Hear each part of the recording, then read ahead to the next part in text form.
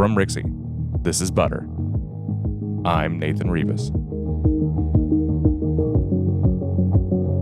The show about chefs and the impact food has had on their lives, their businesses, and the community. Today's conversation with Josh Hall from Swill Swine Barbecue.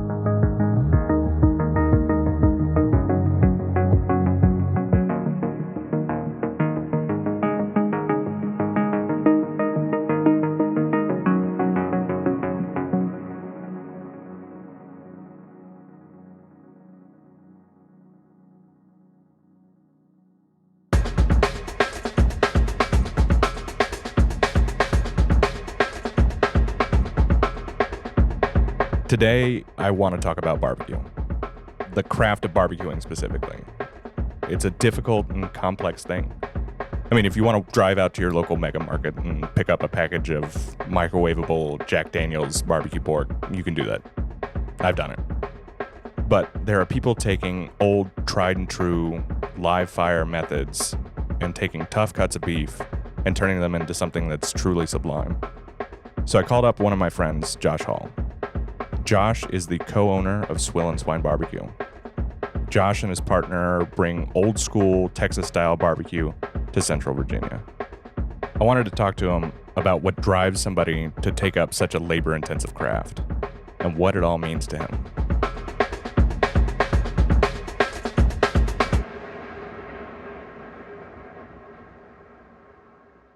My name is Josh Hall, and I run a barbecue business in Culpeper here. Awesome. What's the name of your business? Swill Swine Barbecue. How long have you been doing barbecue? Well, professionally, I guess about a year. How long have you been doing barbecue as a hobby? As a hobby, I would probably say I've been doing barbecue a good 10 years maybe. 10 years? Yeah. Wow. How old are you? I'm 42. Okay. Yeah. Let's talk about your childhood. My childhood, let's see, I grew up in Pennsylvania. There's no such thing as barbecue in Pennsylvania. So I learned how to cook basically from watching my mom. Just whatever. And my grandmother. Okay. Always just cooking and doing all that great stuff. So my dad wasn't much of a grill guy. We had a charcoal grill, but I don't remember a whole lot of sitting outside with my dad grilling stuff. The only thing he ever made was cheesesteaks. That was really, growing up outside of Philadelphia, cheesesteaks were the thing. Yeah. So that was his specialty. Did you use a Cheese Whiz? No. Provolone? No. Yes, provolone, please. Okay. Cheese Whiz is absolutely terrible. I think we can all agree about that. And I don't care what Geno's or Pat's does. If you use Cheese Whiz, you're not eating a real cheesesteak. I think my frustration with that is people are like, that's traditional, but Cheese Whiz came after the cheesesteak. Yeah. Yeah. Yeah. Certain places will ask you what you want. Yeah. And I'm like, you better put provolone on there. Yeah. Yeah. That's the only way to do it. Yeah. I like mayonnaise on my cheesesteaks. So there was a place growing up called Lisa's Pizza. Straight up Italian. But the only thing I ever got was their cheesesteak. But it was called a Weber, which is like a cheesesteak hoagie, lettuce, tomato, onion. And yes, I would put mayonnaise on it too. Yeah, it happens. That's the move. It is. That's what I like. I'm not a purist, but it's fine. Okay. So you grew up in a household of people that cooked? Yes. Okay. Yeah, I did. And it actually helped me when I lived on my own. It was great. Mm-hmm. I could basically cook whatever I wanted. Yeah. And you just learned how to do it from my mom, and I was making meatloaf and chicken artichoke for myself in my one-bedroom apartment. Just, yeah. That's definitely impressive. Yeah. And this is pre-internet? Oh, this is way pre-internet. Yes. Mid-90s, Yeah, I guess there was technically internet because I was downloading music, but it was more, I actually started doing a lot of stir-fry when I was in my single years. Was that before stir fry was like the thing? Yeah. I had a big wok, and I would always just use like fresh vegetables and chicken and all that kind of stuff. And then occasionally, if a girl came over, I'd do like some pork tenderloin. That was my go-to. It's just... That's super interesting to me. Over the past few years, online cooking resources have absolutely blown up. Josh details a pretty vibrant interest in cooking prior to having access to all those resources. As a cook that's completely trained himself through YouTube, this idea is absolutely insane to me. Just living by myself, I boiled a lot of red potatoes and ate a lot of broccoli. And for a while there, I was super hooked on a George Foreman grill too. 2 chicken breasts, and I could just put it in there, watch TV, wait till it was done, and eat dinner. I think the George Foreman grill is actually where I kind of got my grilling start, I guess, maybe. Because I liked the grill marks and the thing. And being in an apartment, I couldn't have a grill. They didn't allow the propane tanks and stuff like that. So I think that's where I kind of got started doing it. Yeah. So you were always kind of a creative cook too. If you were doing stir fries in your 20s, pre-internet, before that was ubiquitous. Yeah. You were always kind of a creative cook. Yeah, I'd like just trying different ingredients together and seeing how it worked. Sometimes it did, sometimes it was absolutely terrible and I had to throw it away. Yeah, that's fair. Yeah. Josh takes this desire for experimentation and growth, and he takes it into barbecue. This is the point where his hobby turns into an obsession, and it captures his heart. So I actually started doing barbecue with a gas grill. I learned how to cheat. Didn't get the smoke flavor, but like ribs and stuff are really easy to do on a gas grill. Yeah. And so is pork. It's super easy to do. So you're shooting for texture at this point. Yeah. Yeah. Okay. Everybody loves the fall off the bone ribs and everything. And you can do it on a gas grill. There's plenty of ways to cheat to get it done. So and that's kind of how I started. We started having, parties at the house and stuff after got married and moved down here to Culpeper and everything. And we would just be doing these big picnics. And I had a real nice gas grill, and that's how I just kind of started toying with it. And then I got a stick burner, and I was terrible at it. Just terrible. Were you throwing like crazy wood in there? Man, I made a mistake one time when I first started. I used the not the kerosene, but like the fire starter stuff on the charcoal briquettes. Oh no, you used a starter? Yeah, starter charcoal, and all the food tasted just like lighter fluid. It was absolutely terrible. It was absolutely terrible. So I started using like wood chips and stuff like that, and I hated everything I did. I hated it. That's just a massive frustration for you? Yeah. And I stopped using it. So I went back to the gas grill, and I just was doing ribs. Like for parties, that's all I did. I just stuck with ribs and burgers and hot dogs. But everybody loved the ribs. Everybody loved them. So a couple years ago, I finally decided to get a pellet smoker because it's easier. You don't have to keep track of everything.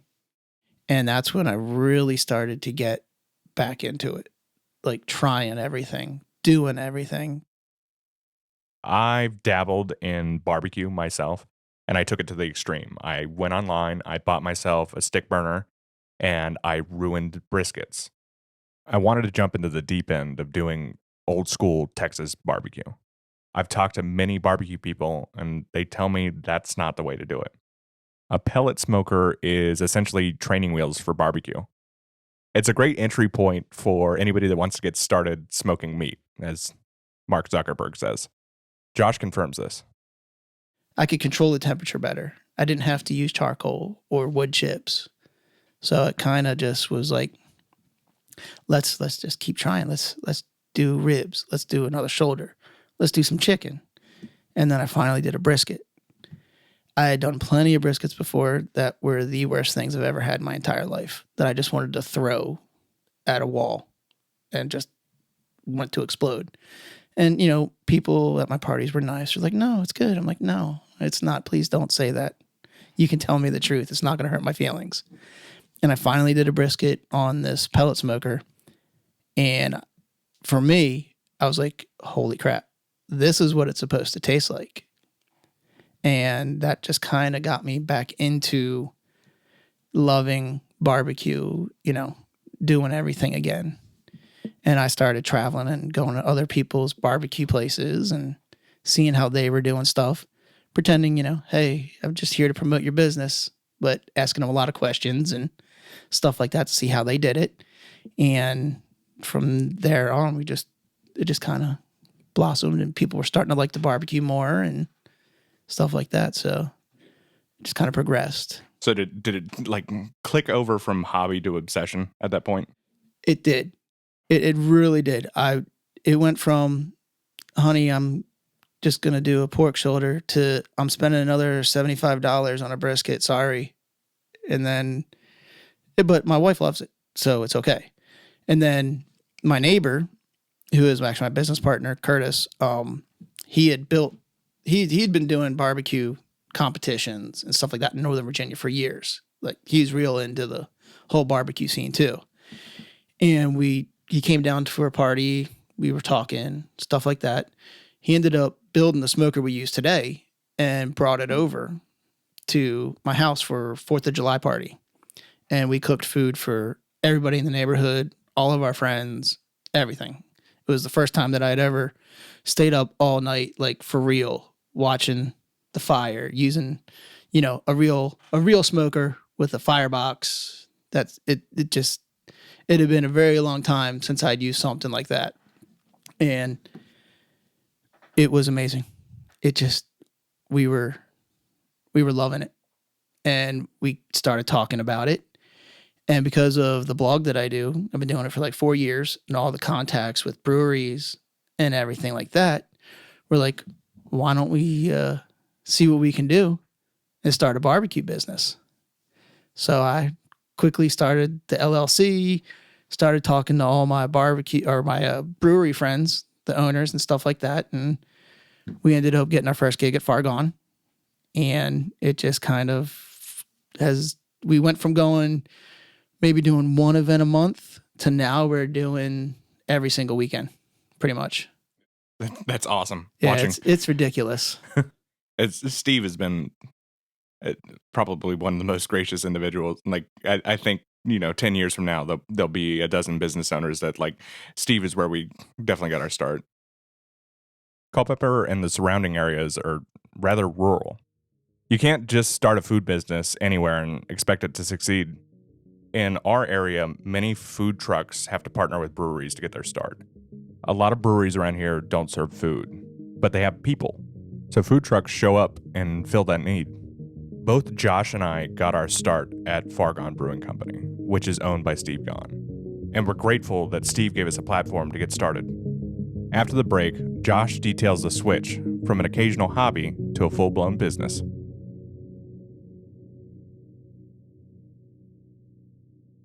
Hey everybody, this is Nilsey. I'm the newest artist with Rixie, and I have a song out streaming now called Monster. It's on pretty much any platform you could want it on, Spotify, iTunes. Honestly, just pirate it if you have to. Just listen to the song. It would mean everything to me. And here's a little snippet of it if you haven't gotten a chance to hear it yet. I've never heard silence before, 'cause all your screams in my ears would drown. I've never felt peace before, with all your chaos spinning me around.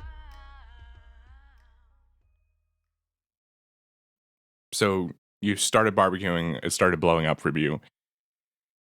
How did you feel over the course of that happening? The switch for me actually happened quite recently. Like I said, we had started out just doing every one a month or something, just kind of get out there.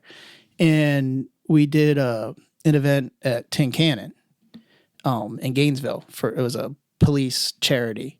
And there was probably almost 1,000 people there. And we sold out in like 4.5 hours. And it was the most barbecue we had ever done. And we started doing some more in Prince William County. And we actually did an event not too long ago at Tucked Away Brewing. And we realized that we actually had a following. There were people there that were literally just for our barbecue. Because we had been at Sinistral in downtown Manassas the weekend before. and we had done another event there previously. And these people were like, yeah, we had you at Sinistro last week. We saw you were back in town, so we came over. And for me, that was kind of like, we actually have people that really are paying attention to where we are and coming to get our food just for us. We had people there that weren't even drinking the beer. They were strictly coming there to get our food. And it was just kind of like, whoa, that moment where you're like, okay, we're doing something right. And that's just kind of how it's been now. We realize we see all these repeat customers now, especially in Northern Virginia, because that's where we spend most of our time. And it's been great. It's a lot of work, but it's been worth it, I think. So it was almost a full year for you before it clicked that this is something that is taking off for you. Yeah, because we started realizing people wanted us more. You know what I mean? Just the once a month thing, just getting out there. But then when brewery owners are messaging us, wanting us, trying to schedule us, and we're like turning people away because we can't do it. It was just over the summer here. And it's been a fun ride so far. I mean, we got a long ways to go.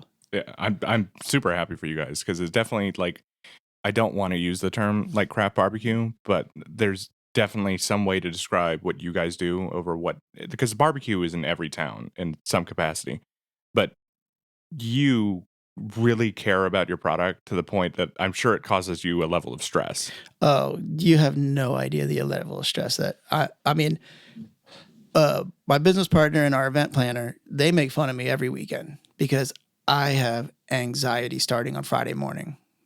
It is ridiculous. I panic no matter what. It doesn't matter. I mean, we've done this. I know what I'm doing. I know what I need to get because I do a lot of the shopping on Fridays and we do a lot of our prep work on Friday at the brewery and stuff like that. But for me, it just stresses me out. But as soon as we get to a certain point, I'm okay. It's really just it's kind of weird because they just laugh at me because they're not, I guess they don't feel the same pressure I do. I don't know what it is, but it's an emotional connection to what you're doing. Yeah. Now, do you feel that relief when you're during service? Because that's when I experience the relief. When I'm like, all right, I have what I have. I can serve what I serve. That's all I can do at this point. Really, the moment of relief is when we get the food on the smoker, and we're home free until it's ready to pull off and serve. I mean, at that point, I'm okay. It's the prep work up until that point. It's the shopping for the food, making sure I get enough food and stuff like that. But I think the moment of relief is when we finally trim the briskets, get everything seasoned, and just get it on the smoker, and we can relax the rest of the night. We're out there at 9:00 at night outside cutting meat because we have to do everything on site. We're trimming under a tent and we're trying to get the smoker up to temp, making sure it's right. Trying to get our timing down. We thought we were pretty good at it, but I mean, everything worked out, but we have been steadily improving the way we do things, learning every event's a learning experience for us, from how many people are there, how we serve, how many people we need, down to how many tables we need to hold all of our stuff. So, and different equipment. We started out with some card tables and some coolers and borrowed like tents from people. So now we're realizing, hey, we got to buy all this stuff and do it. So we've definitely grown and learned, and I'm still anxious every time, but when we start selling and people are coming back and saying this is the best brisket or pork they've ever had, it all makes it worth it. So did you turn a profit right away? Surprisingly, we did. So the first event you did, you brought home money. First event, now we didn't pay ourselves, but we were able to cover our costs and put a little back into the bank so we could invest for the next event.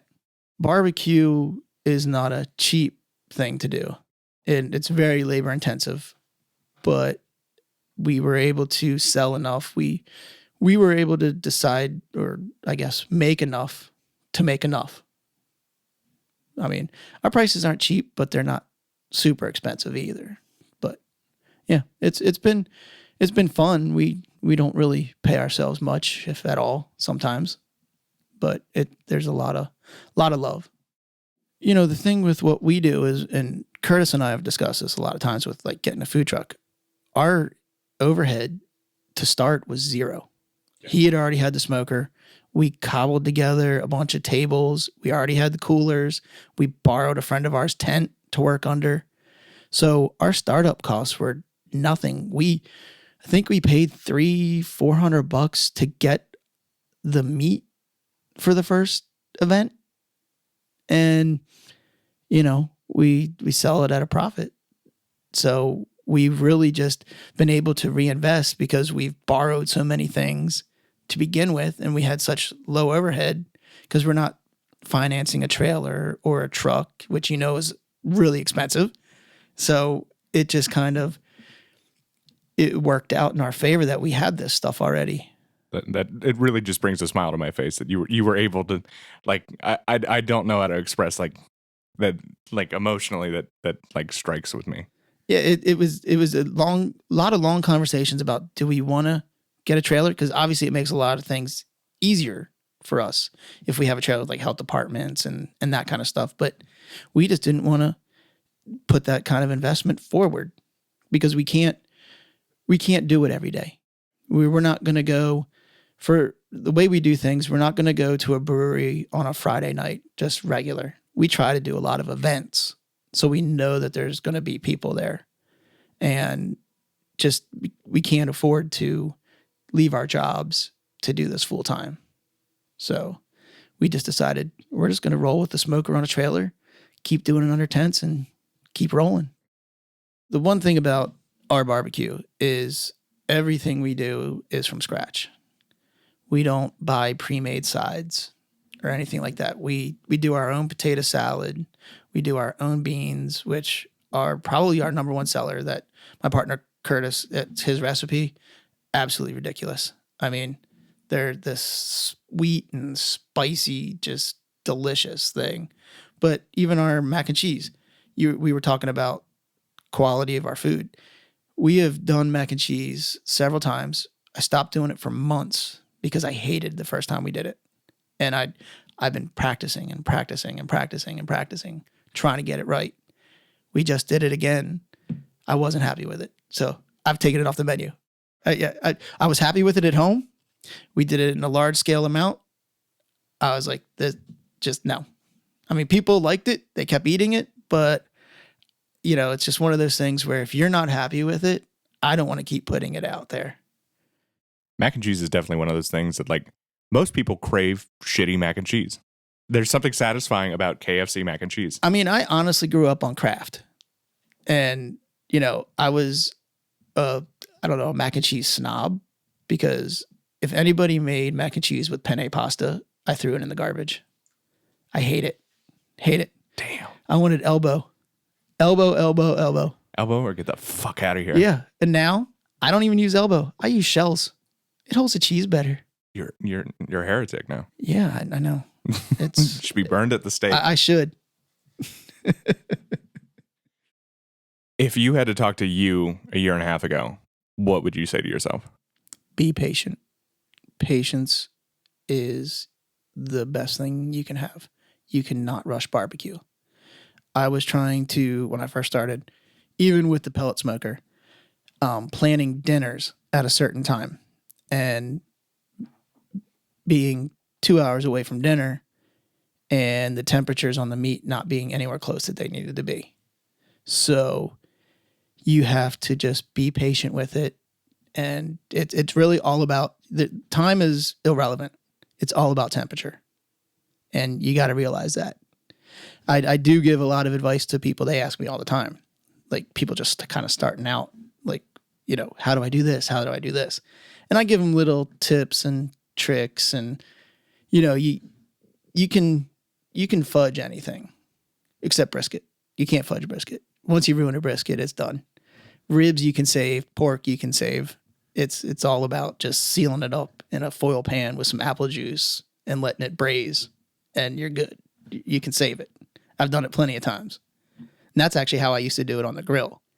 I would cook them on the grill for a little bit, throw them in a foil pan with some apple juice, seal it up, and let them braise for like an hour and a half, and then throw them back on the grill and kind of caramelize them with some barbecue sauce, and they would just fall right off the bone.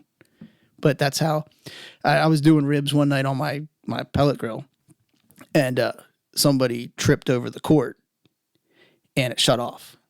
And so I plugged it back in, started back up, and the temperatures on it I couldn't control. It because it didn't shut down correctly. So the temperatures kept going to like 400 degrees. And I'm like, what am I going to do? And I had these, I'm like, I got to get these ribs done. So I threw them in a foil pan with some, apple juice, sealed it up, and let them cook at 400. In about 30 minutes, they were done. Because they just braised. They were perfect. I was like, all right, that's how you you can do the same thing with pork shoulder. You can cook pork at 300 degrees. As long as you get it to like 205, it's gonna be fine. It doesn't matter. You don't have to do low and slow. You can do brisket. There's ways you can do brisket hot and fast. I've never done it that way. I'm scared to do it that way. But there are people that do it that way, and it works. Patience and know your temperatures, because that's the only thing about barbecue there is. Everything else is just irrelevant. And from a business perspective, persistence maybe? Or did you feel like things went pretty well for you? Yeah, you got to keep up the quality. Just if it works once, keep doing it. Don't keep trying to change the way you're doing something. I mean, you can kind of little tweaks here, like the way we trim briskets may be not the same that we did a year ago. Pork shoulder. We use pork shoulder now that has the bone in instead of the bone out. Huge difference. So there's little things like that you learn, but it's always just patience and temperature and just be consistent with what you do. So and try it. Do it. Start out with a pellet smoker because it's easy. And that's why I have one at home. I'm not going to fire up a 325-gallon offset smoker to do 1 or 2 pork shoulders at the house for, a picnic or just for fun. If I want a brisket for myself, I'm not going to bring out the big dog. I'm going to use my little pellet smoker. You can get them cheap enough now and any of them will work. It doesn't matter. You can go to Walmart and get one for like $400. You're good. It's going to work the same as the one you're paying $1,000 for. So I'd say if you want to do it, try it. Start out with some pork, start out with some ribs, and then work your way into a brisket. I think that's the best way. That's the way I started with the little pellet smoker, starting back up, because I wanted to make sure I knew how it worked. But yeah, definitely patience. You can't rush it, because as soon as you do, it's going to be terrible.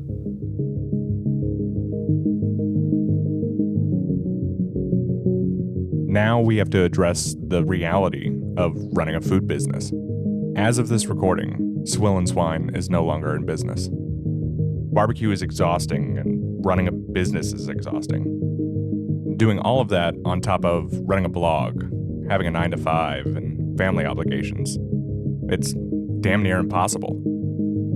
Josh Hall's story is not unlike many other business owners. I'm going to take Josh's advice and have some patience. And hopefully we can see him and his dedication to the craft come back to the fold.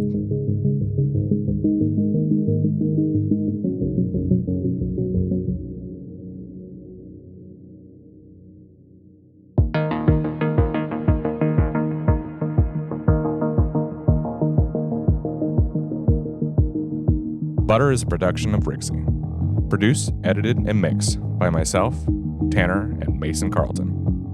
Special thanks to my parents for being supportive of me through this whole process. If you're listening on Apple Podcasts, leave us a review and rate the show. It really helps out.